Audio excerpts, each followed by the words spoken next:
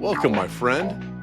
Thanks for being here. If you're new to listening, I'm Ryan McPartland, best known as Captain Awesome from the TV series Chuck. Way to go, Chuck. That's awesome. After 25 years in the TV business, one thing still hasn't changed. When I hear a story that inspires me, I still find myself saying, "That's awesome." And those two simple words didn't just define the character of Captain Awesome, they really define who I am. See, I'm always searching for the awesome in life.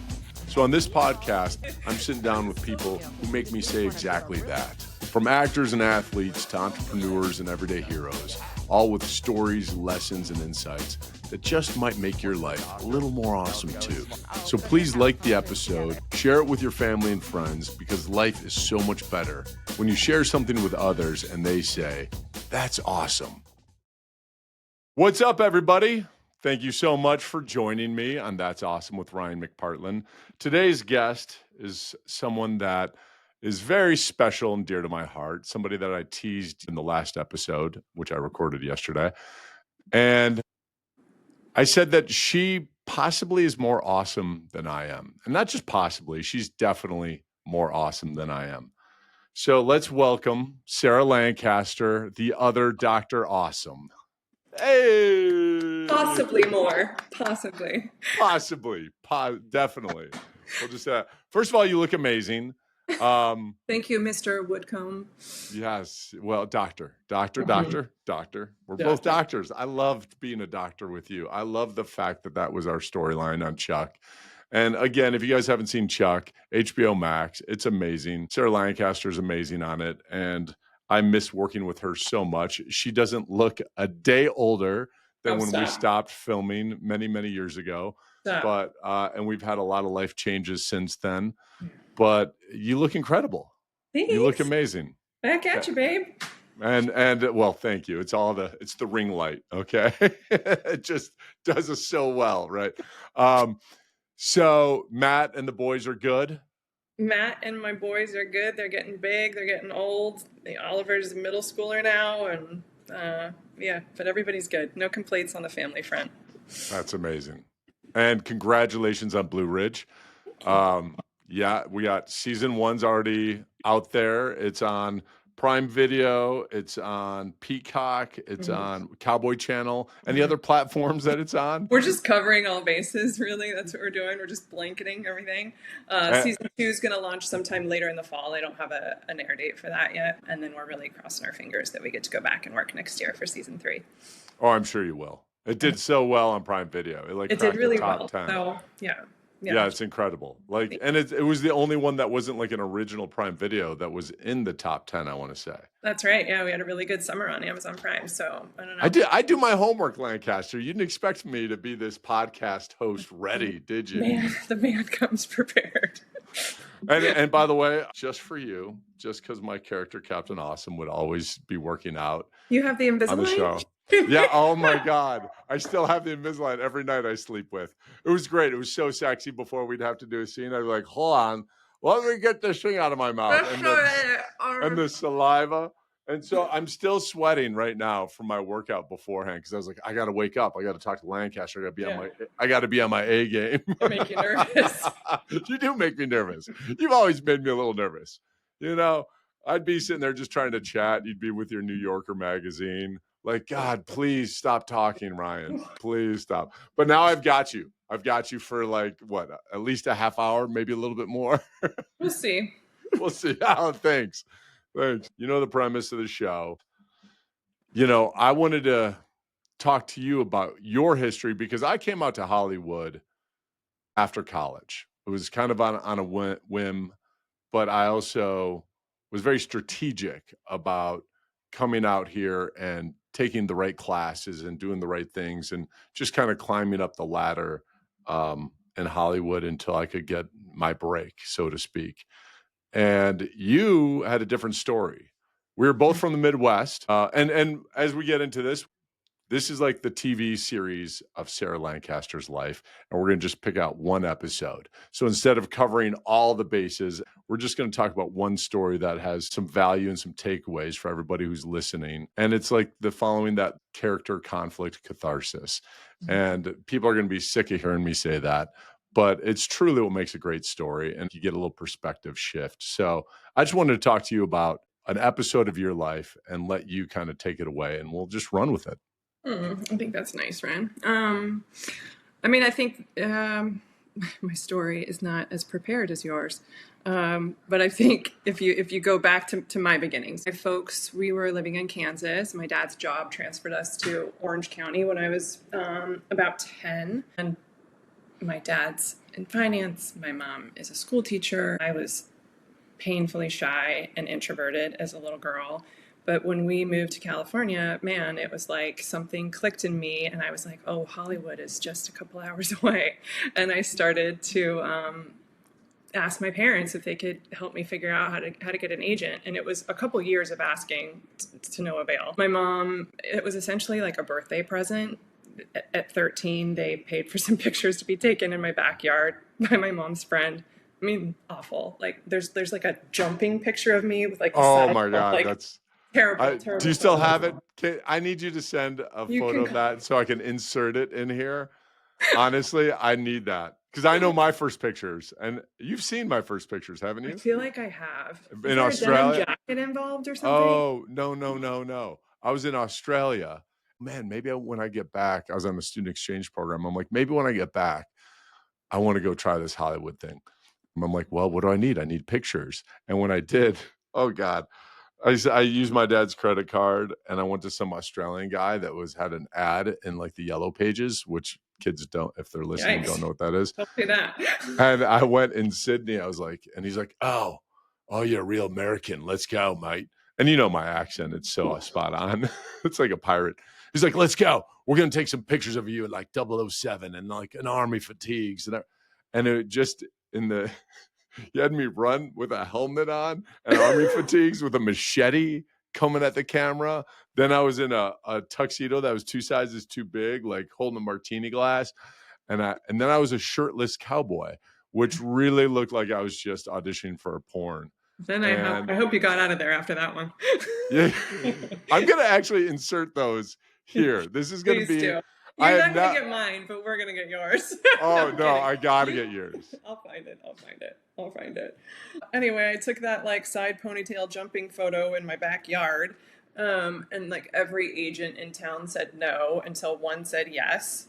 Yes. Unbeknownst to us at the time, that was like a faulty agreement that we signed. She signed me to like a 3-year deal. Kids, you're supposed to sign a 1-year agency contract. Like it was just a mess. But she said yes to me. And I started auditioning. And very quickly, I booked a guest spot on Saved by the Bell, the new class. Yeah. Which, by the way, to be on Saved by the Bell back in that time was incredible. Yeah. I mean, growing up in the Midwest, everybody watched Saved by the Bell. Yeah. It was like mandatory watching. Yeah. It was crazy. I mean, I was in 8th grade and I went and did that. And 6 months later, they were doing a recasting and just rejiggering some stuff. And they asked me to come test for a series regular role. And so I did, and I booked that. And for everybody who doesn't know what a series regular role is, it's like being able to get on the NFL team from like the practice squad or something like that. You know, I talked about this in my last podcast. When you're a guest star or recurring, you make a fraction of what the series regulars do. So that was always the goal of every actor, to become a series regular. So go on. Yeah. You know, I was green as green could be. I had really no idea. I did know what I stumbled into. Like I was making money babysitting kids in the neighborhood, and now all of a sudden I'm doing this, you know. But it was fun. You didn't feel the pressure of like, oh, it's a guest star versus series regular or anything else, right? No. In fact, I do tell this story sometimes. When they called back and said, hey, we want you to test for this series regular role, my parents said no, because logistically they didn't know how that would work. My dad had a full-time job. My baby brother, let's see, if I was 14, he was 6 at the time that I started. We lived in Orange County, which is a solid 2 hours on a good day of traffic from Los Angeles. Oh, it's like going to a different state. It's brutal. So like logistically, my folks were just like, we can't make this work. This isn't, and they never thought it would happen, honestly. Like I was so shy. I mean, literally like clinging to my parents' legs as a little girl, like at a party. And they were just like, how are you going to speak to people and do, you know, like, Yeah. they never thought it would happen. So it did. And they said no. And I went up to my room and I made a list of pros and cons as to why I should take the job. And I came back down and I presented the case to my parents and they said, okay. And so I was like, I don't even know sometimes who that little girl is anymore. Like, cause she was so brave and so headstrong. And like, yes, I was shy and I was introverted, but I really like came alive in those rooms when I had like somebody else's words to say. Yeah. And I didn't have to be Sarah anymore. And I could kind of go, you know, like I was just. That's really interesting because knowing you and knowing how you perform and how you come to life, and sometimes, you know, I'd show up and just be like, "Hey, I'm Chatty Cathy, just pull the string, right? Let's talk."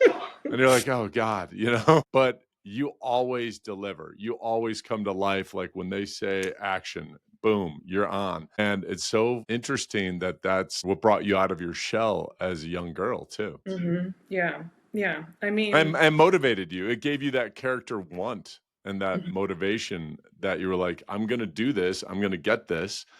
And yeah, talk a little bit more about that and how it went down.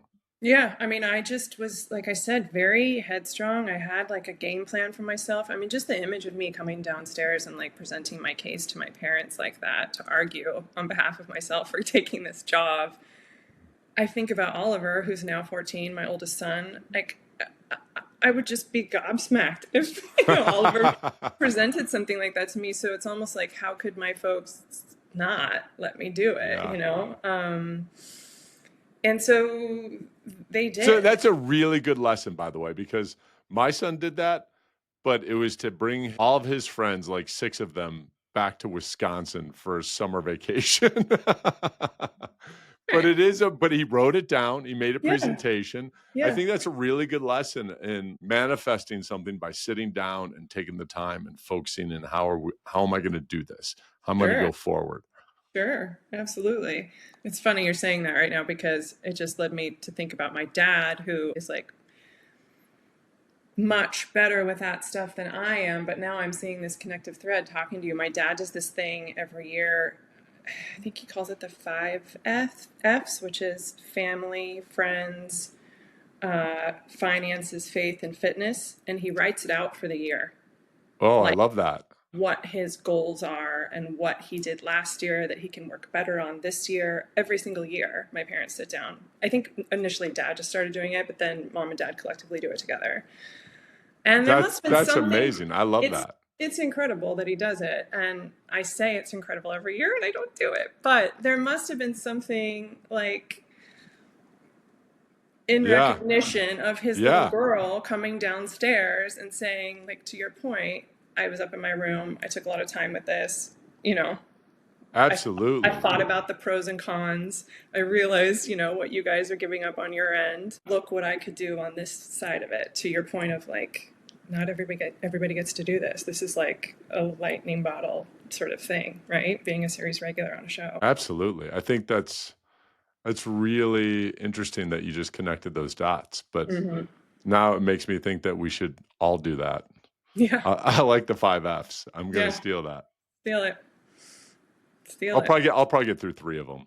I always start something and then never follow through. I'm actually impressed that I'm here now, still doing this podcast because I'm like, I'm going to do a podcast, and then it's a lot harder than you think to do the technical stuff. I couldn't. I mean, hats off to you. Oh, I enjoy connecting and reconnecting and doing all of this though. So Yeah. that's what motivates me. That's what makes it worth it to me. Just seeing your pretty face. Okay, now let's keep going. All right. So where are we? Yeah, you are now auditioning for the series regular. Mm-hmm. So I booked that job. My parents said yes. I'm 14. I'm pulled out of 8th grade. I'm set schooled the entire way through my, 8th grade and high school career. Wow. It started to be a real burden on the family, all the traveling back and forth. And my brother is 8 years younger than me. It was just really hard. And so I also started having the wherewithal to say, okay, maybe we can look at getting emancipated, which means they don't have to be there on set with me anymore. I needed a legal guardian. otherwise. And my parents said, we'll agree to this, but you have to graduate high school. So I started going like double time on my schooling, and I would take courses at UC Irvine over the summer to count as double the credit towards my high school diploma, so I could graduate like a year and a half early. And then you were always an old soul then. Yeah, for sure. I mean, that's incredible. Yeah. There's no way my kids would do that.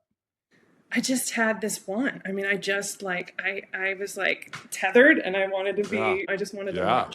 And so then I moved out. I got emancipated. I was graduated. I was still working on Saved by the Bell. I moved out when I was about 16 and a half, got an apartment right down the street from Embassy Studios in Burbank, where we were working. And then Saved by the Bell came to a close around the time I turned 18. Okay. And that's when life began. That's when the obstacles came in, right? Like that's where the conflict arises.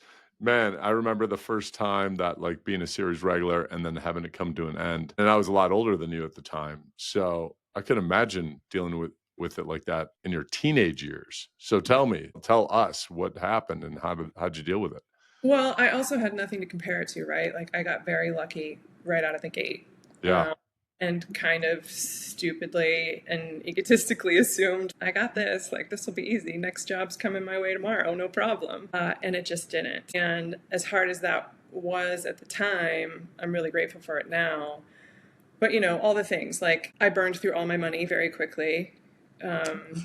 Actors do that. Actors do that, but so do 18-year-old girls. Again, I'm glad I did that too, because now I have a point of reference now. So I burned through all my money. The jobs were not coming in. I was auditioning for the first time in my life, and I just wasn't hitting. Nothing was connected. But I had never done an acting class before either. And so that was the time where I really was like cutting my teeth and taking classes and trying to scramble together funds. My dad, around that time too, said, you know, if you come home, we'll support you, but you got to go to school. Or if you stay up there, you're on your own. We're not going to bankroll this dream that you have. Yeah, good for him. Good definitely, for him. Because the dream was yours and it wasn't theirs. And I love the separation, because in this day and age, so many parents want something more for their kid than they want it for themselves. Yeah. I mean, it's a hard thing to say too, because it's such a small fraction of people that make a living doing this. And like, he saw that and he didn't want that hurt for me. And he wanted me to have something to fall back on. I was a good student. I was good in school. Like, he wanted me to go to school in case of, you know, and he just wasn't willing to let me sit up there and audition and pay for the whole thing without school involved. So I said, thank you, but no thank you. And I stayed up there because I was stubborn as hell, and just made it work. Put stuff Good together. for you. Got random jobs. Who was your support system at the time? Was it other actors? Was it friends? Was it like? Yeah, it was friends. I had a really great roommate who I had known forever. It was my co-star in Saved by the Bell, the new class, Samantha Becker. She was like bestest, always at my house at the time.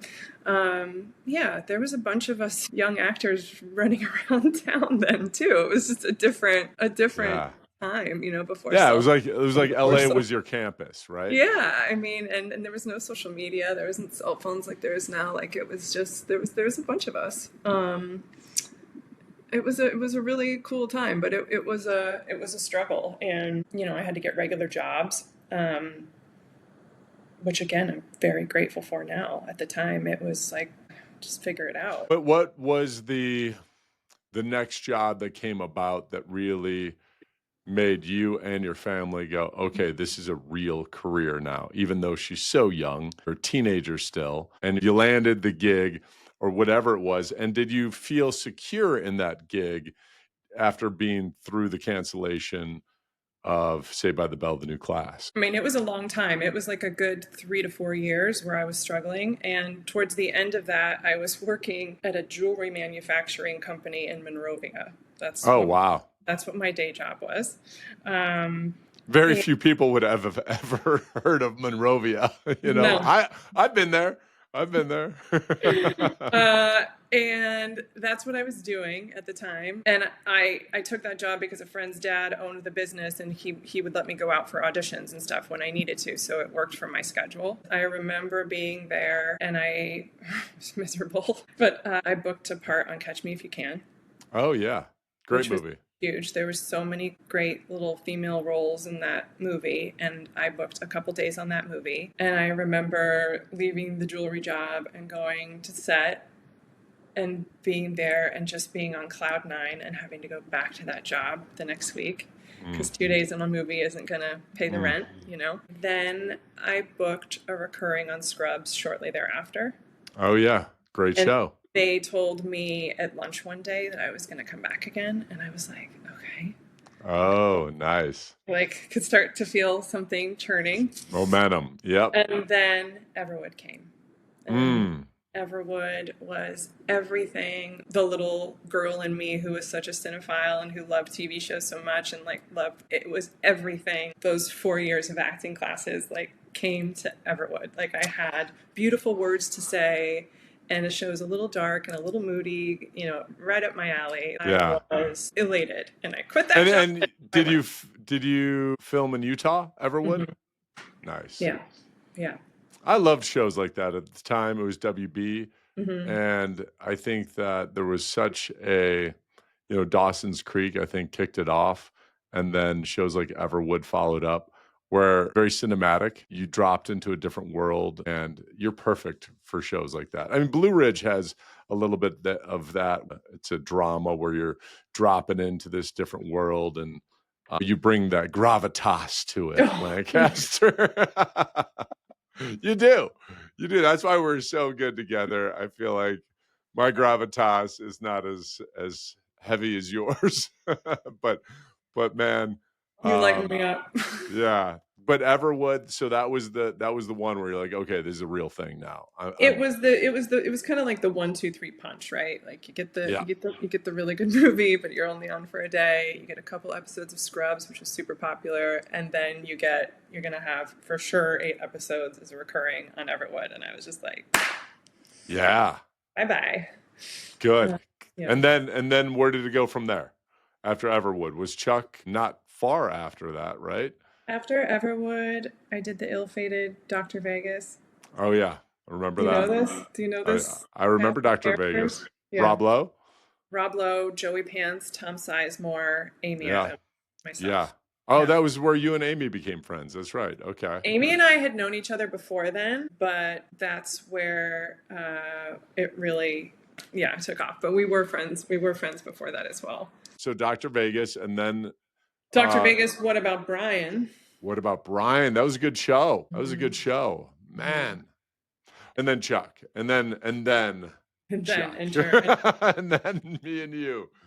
I'm excited for you to listen to my solo podcast that I did before this that talks about my whole audition for Chuck. And I won't go into it now because this is about you, not me. But it's it's something that I don't know how much we've ever talked about, and then what was going through my head, the insecurities that you have as an actor, the ego grows and then gets deflated and grows and gets deflated, and trying to manage that ego during those times is really difficult. So how did you, or when did you go, okay, I know this is a roller coaster and I've got these tools now? And what were the tools? Do you have those tools? Can you share with me? Because I'm still struggling with those tools. I don't think I have the tools. I mean, true. I don't, I don't know how to put this. I don't care as much anymore. Like that's a good tool to have. Like, you know, that is it. What's the why behind that? Like, I think my life is full in so many other ways. I mean, but again, to speak on that girl who was like so headstrong and would just walk in these rooms and just like demand eyes turning on her. Like, I don't even, like I said, know who that is anymore. But it's all I was focused on. It was all I wanted. All I wanted was to book the next job and to work. And that was just tunnel vision. Yeah. And now, you know, like when I met Matt and had kids, it just blows everything else wide open. Well, because your job is so much more validating than any job you can get acting. your job as a mother, as a wife, as a friend, all the other relationships. It's always a struggle to go, I still want this. I still want to be a part of a story that really fills me up. But you're right. The validation part of it, I think for self-worth is gone. It comes with age. I don't know if you can talk to the teenage Sarah Lancaster again. I don't know if I could talk to the guy in his 20s who thought he was going to be, in the next Braveheart. Yeah. And I turned down the test the first time for Passions because I was like, no, I'm going to be an action star. And I had no idea what I was doing. But I had this want and this objective. And what I got was what I needed instead, which was, oh no, you need to learn the process. You need to learn to be on set with people. You need to learn to not get validation from the jobs that you're doing, just to learn from those jobs. Mm-hmm. And I feel like that's an ongoing process. Yeah. Is there something you could tell us now when you go to set and when you work and then you have downtime? Are you actively looking for other work? Are you just whatever comes to me? Are you in the surrender experiment phase of your life? What's going on? I mean, I'm just in this phase. I think I was starting to feel very guilty about time away from my kids when COVID happened and we all went inward and we were all in our houses. Like, I was happy as a clam. I was just on this hamster wheel for so long. Like, when we did Chuck, Oliver, I went back to work like 8 weeks after I had Oliver. I mean, do you remember that I put those like pink Post-it notes on the door when I was pumping and nursing and stuff? And then your character got pregnant after after you had Oliver, and we disguised your pregnancy for I was pretending to be pregnant for a year and then hiding the fact that I was pregnant for another year. So that's right. Yeah. No waistline in that series for 2 seasons. So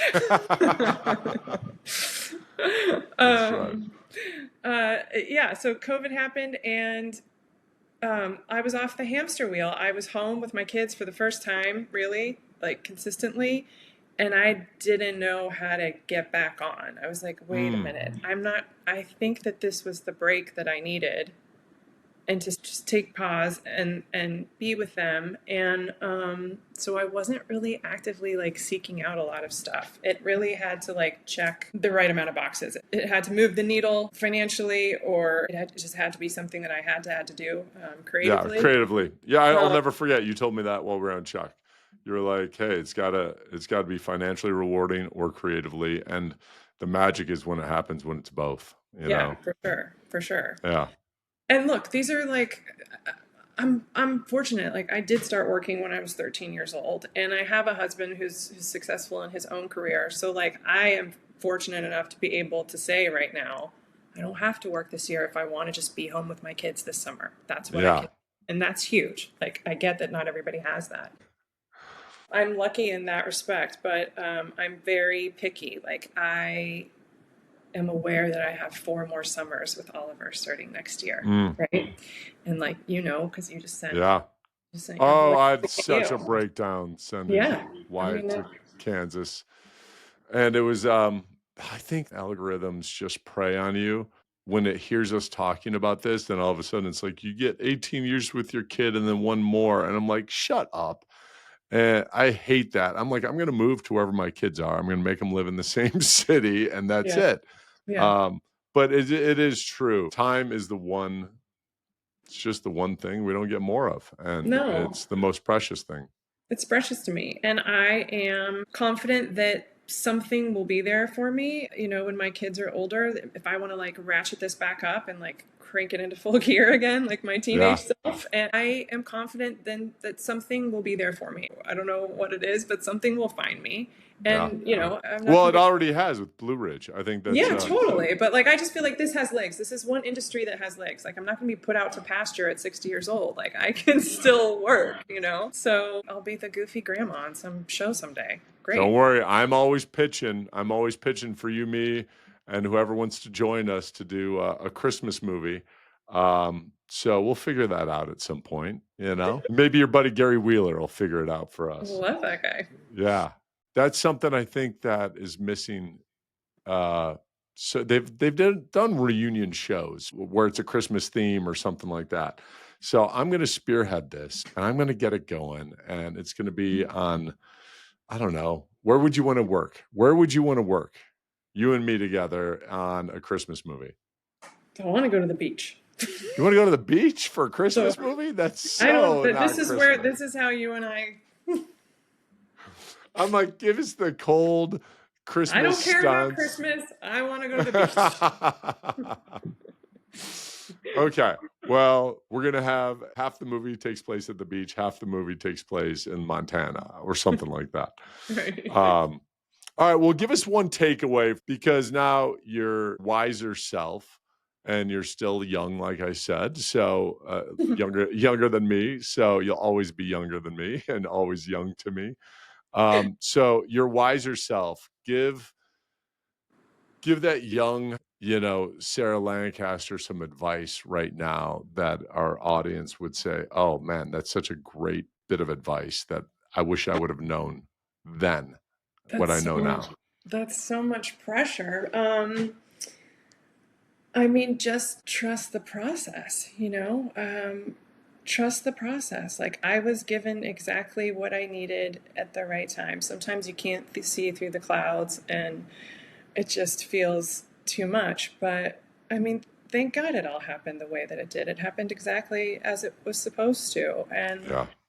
I needed that time to work hard and to work at my craft and to have those years of pounding the pavement. I needed it. It was character building. That's great. It's amazing advice. I mean, honestly, that's awesome advice. Trust the process, because that's all you can control. That's amazing. I love it. Well, listen, we're going to talk about more. We're going to talk about more episodes of your life, but I could keep going. I just want to leave everybody wanting more. Oh. So I just want to say thank you so much. If there's anything you want to share with Josh Gomez right now, please do.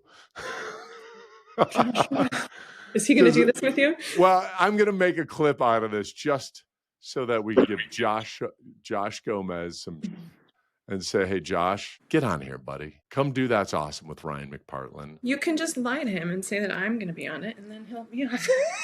That's true. That's true. And honestly, who do you think has your blanket? There's a stolen blanket mystery from Chuck. I don't know. I had my cozy blanket, my emotional support blanket. Yeah. In my trailer. Do you really think that I would be a thief like that versus Joshua Gomez? I think you two split it in half.